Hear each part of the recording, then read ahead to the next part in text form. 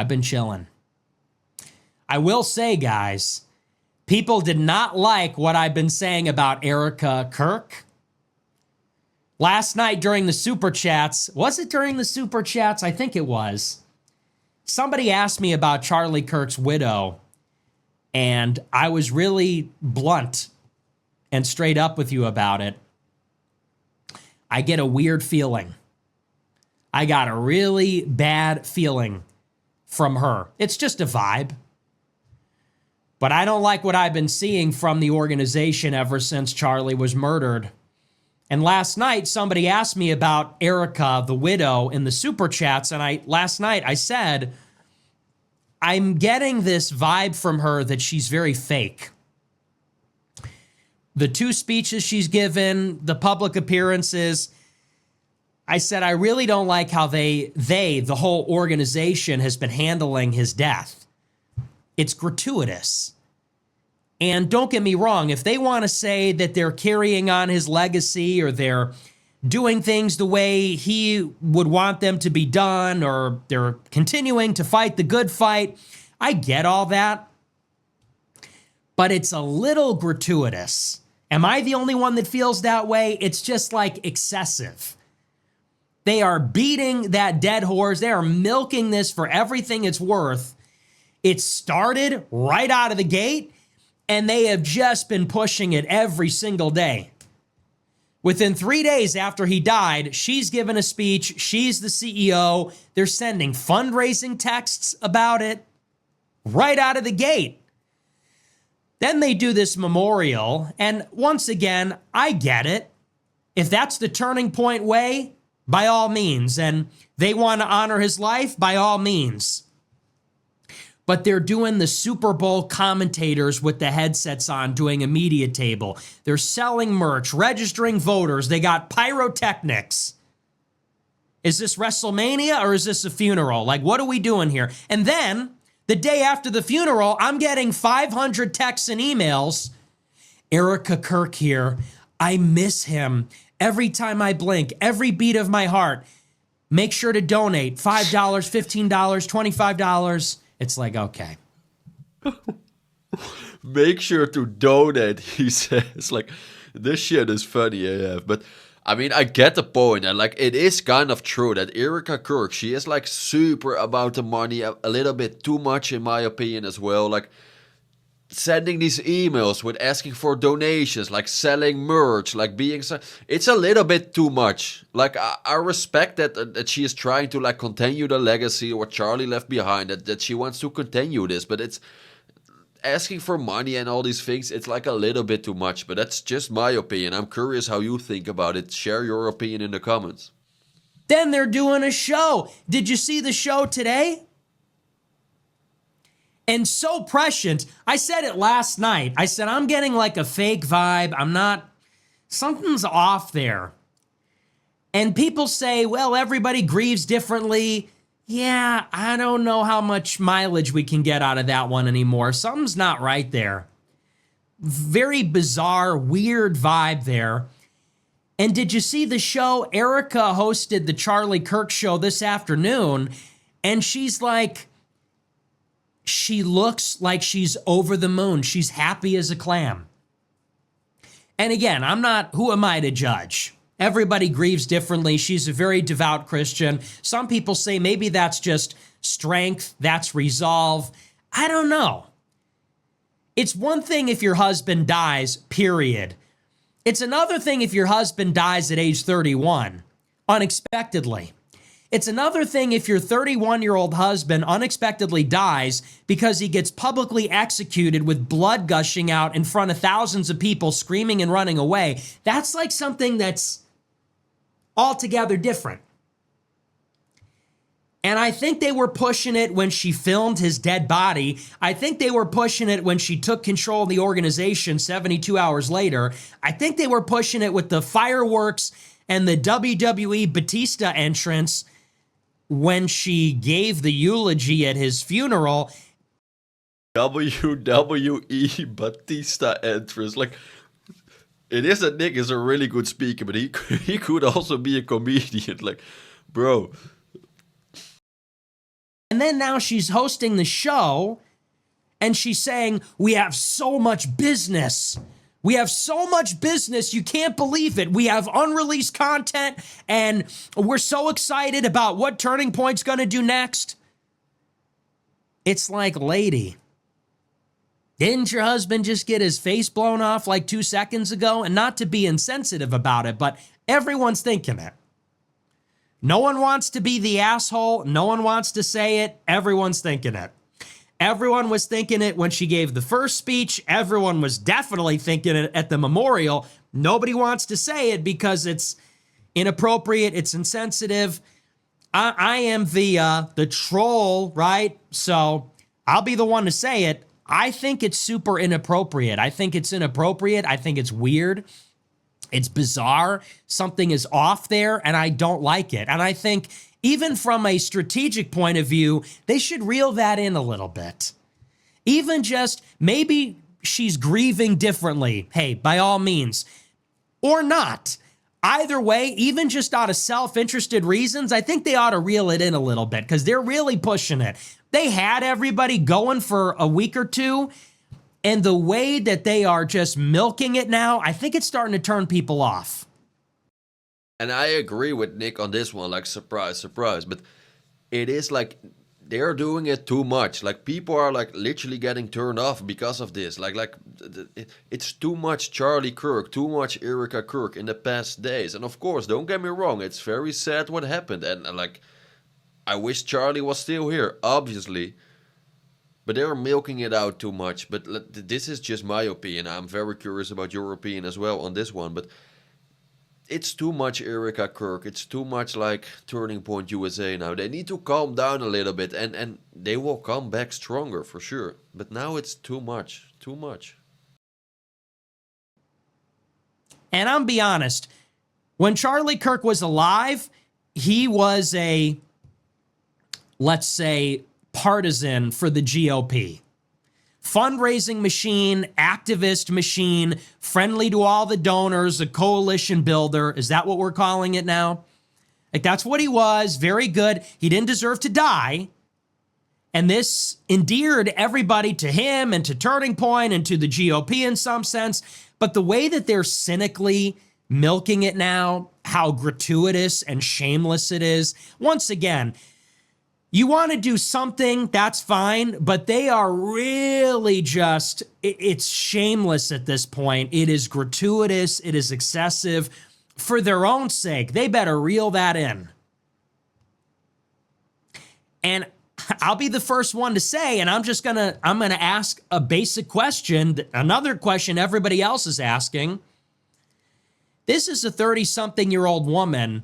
What happened to being a traditional wife now? Now we got a girl boss running Turning Point. Am I the only one that sees the contradiction here? It's what Charlie would have wanted. Now a 30-some-year-old woman is going to be running the organization.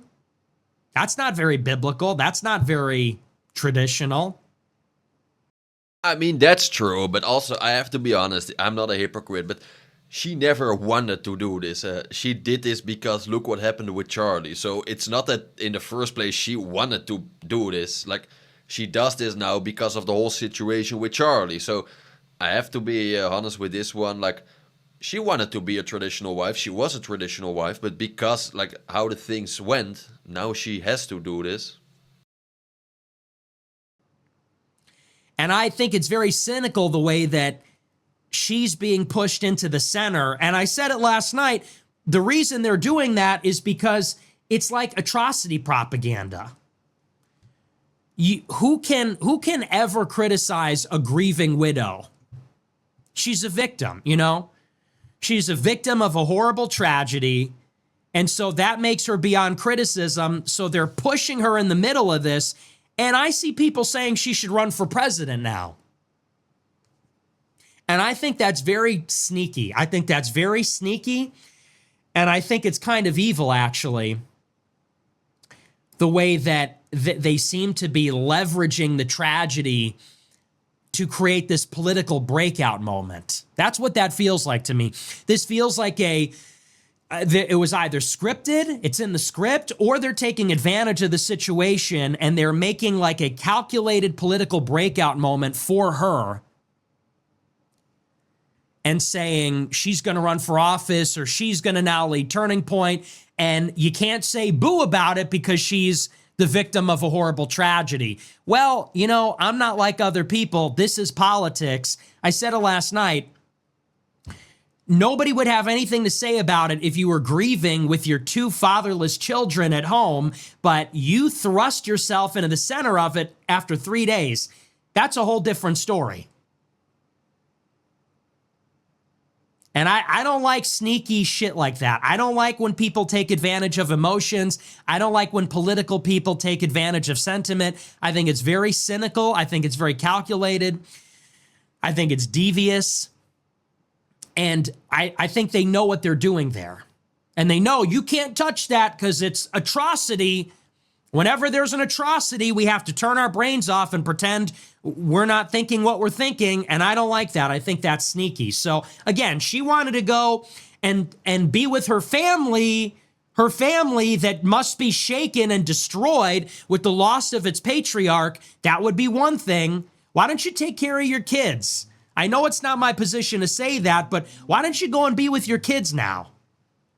Your kids don't have a father. The family's reeling. She wanted to give a speech, then the memorial. Now she's hosting the show. She's going on Alex Clark, talking about unreleased content. The show goes on. Didn't Charlie have 1 million lieutenants that can do this? Aren't there 1 million people that could line up to succeed him? Look at that Brylan Hollyhan. The way that guy is salivating at the opportunity, it's just gross. You see this guy? And there's 100 of them. There's 100, wannabe college Republican presidents. It is their dream to be the next Charlie Kirk. They are lining up to pick up the bloodstained microphone and take his place. Aren't there 2,000 people that could do that? Take care of your kids. I mean, it sounds rude, but Nick has a point here. Like, I kind of agree with him on this one. Like, why is she not, like, taking some time for herself? Like, spend some time with the kids? But also, it's also not on me to decide what she has to do, of course. It's also not Nick who can tell her what to do. Maybe this is, like, her way how to, like, settle down a little bit. Like, maybe this is kind of a therapy for her to, like, just move on and be busy, like, find distraction. But I agree that she should take some time for herself and for her kids, for just her family after everything what happened. She is so busy with the whole Turning Point USA, and like, you can say whatever you want, like, and it's not on us to decide this, but like, I think it should be better if she just took some rest, but that's just my opinion. Now we're going to get a girl boss, an untouchable girl boss that nobody can say anything about. I'll be the asshole and say it. Everyone's thinking that on some level. And the only people, and I'm going to say this is the last thing and then we'll move on and get into the news. The only people that don't like to hear this, hate to say it this way, but it's suckers.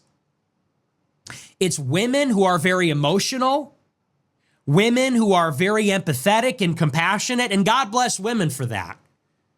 I know a lot of women saw that speech and they were crying and they were emotional. And so women are buying this, and a lot of like sucker men.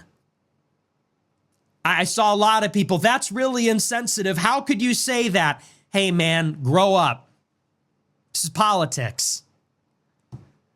And it's really interesting how many red-pilled people, this is what they do.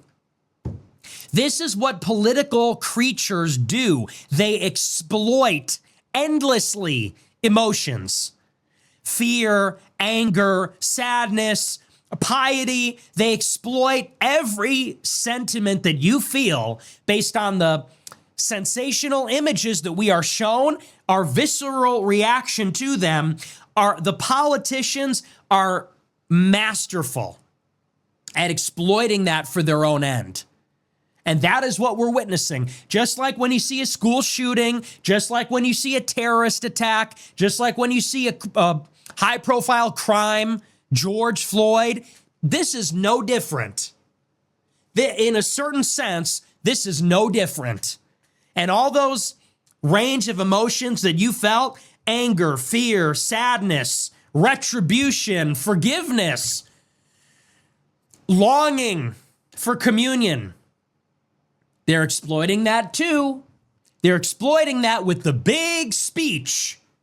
Perfect makeup, costume. I forgive him. Oh.